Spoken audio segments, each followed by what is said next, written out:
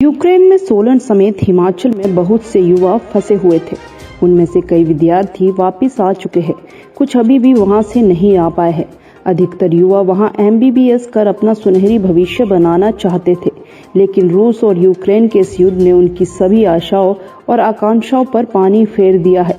फिलहाल जो छात्र अब यूक्रेन से सुरक्षित वापस लौट आए हैं, उनके परिजनों को अब उनके भविष्य की चिंता सताने लगी है, क्योंकि यूक्रेन के हालत कब सुधरेंगे इस बारे में कुछ कहा नहीं जा सकता।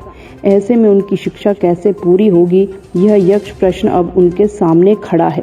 परिजनों तेजिंदर यादव और खेमराज शुक्ला ने चिंता जाहिर करते हुए कहा कि वह खुश है कि उनके बच्चे सही सलामत मौत के मुंह से वापस आ गए हैं, लेकिन जिस उद्देश्य के लिए वह वहां गए थे वह पूरा नहीं हो पाया है। वह डॉक्टर कब बन पाएंगे यह भी अभी साफ नहीं है।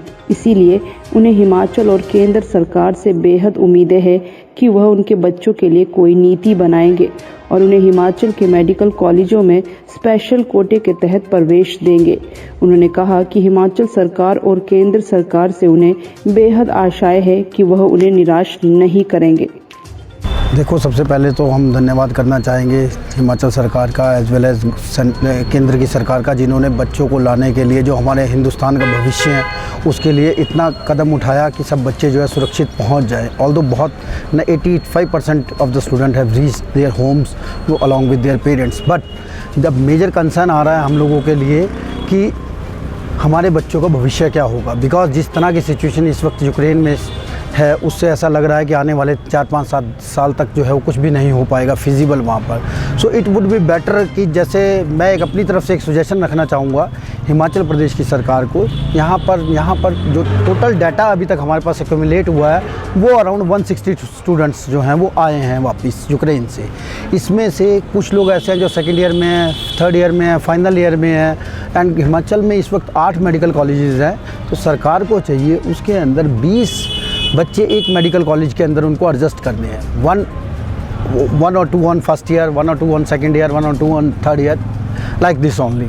So it can be easily managed with states only. अगर स्टेट ऐसा करती हैं तो वो अपने बच्चों को, उनके भविष्य को बचा सकती हैं, क्योंकि हम लोग तो एक बारी पैसे भर चुके। Although we are ready to pay the fees once again if government persisted, because जो है वो आगे हमारे को भी ये आइडिया नहीं है कि आने वाले समय में क्या भविष्य होगा यूक्रेन को लेकर।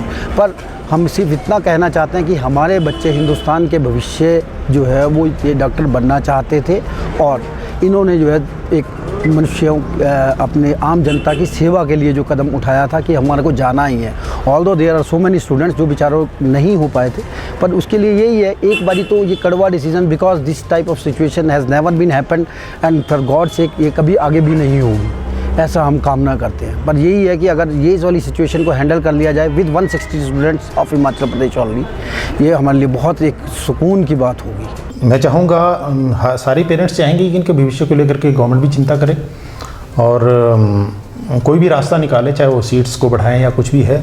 अदरवाइज़ ऐसा कोई किसी को आवश्यकता नहीं है कि कोई बाहर जाए, लेकिन हमारे इंडिया में जिस तरह से हमारी पॉपुलेशन है उसके अनुपात में मतलब इतनी ज़्यादा सीटें नहीं हैं, और कुछ बच्चे मतलब अच्छे एफर्ट्स करने के बाद भी एक आधे पॉइंट से या थोड़े से नंबरों से रह जाते हैं। तो मतलब उसमें अब उनको कोई ना कोई, और किसी की कोई एम्बिशियस होता है अपने मतलब मेडिकल प्रोफेशन में जाने के लिए, डॉक्टर बनने के लिए, तो उसको फिर बाहर का रुख करना पड़ता है। उनके भविष्य की चिंता करनी चाहिए, क्योंकि हम हमारी सरकार नहीं हमारे लिए सोचेगी तो और कौन सोचेगा, सीधी सी बात है। तो मैं चाहूँगा कि जितने बच्चे हम हिमाचल के स्टेट वाइज एक सीट या जो भी मेडिकल कॉलेज आजकल थोड़ा सा कंपेरेटिवली काफ़ी मतलब हमारे खुल चुके हुए हैं, हिमाचल में भी हैं और थ्रू आउट इंडिया भी हैं। तो जिस स्टेट के जो बच्चे जिस तरह से एडजस्ट किए जा सकें, वो हम गवर्नमेंट से उम्मीद करते हैं, इच्छा करते हैं मतलब इस तरह की कि गवर्नमेंट संज्ञान लें इन चीज़ों के लिए, और हमारे बच्चों का भविष्य नेचुरली जो हमारी सरकार है उसके ऊपर ही निर्भर करता है।